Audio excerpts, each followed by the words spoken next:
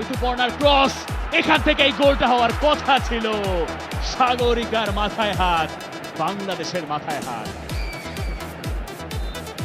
তবে বাংলাদেশ ম্যাচে ফিরে আসার সেই মোমেন্টগুলো নিজেদের করে নিচ্ছে, সেই এক্সাম্পলগুলো মাঠে রাখছে।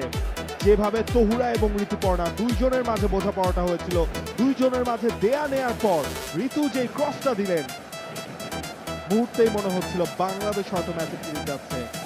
That was the moment. Bangladesh এই কম্বিনেশনটাই ম্যাচ জুড়ে খুঁজেছে, একেবারে ফাঁকায়। গোল মিস সাগরিকার, অল্পের জন্য মিস করেছেন, কিন্তু সেটা মিসের খাতাতেই লেখা থাকবে।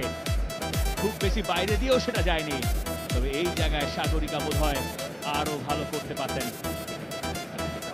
আনলাকি। অ্যাঙ্গেলটা পিক করেছিলেন ঠিকঠাক,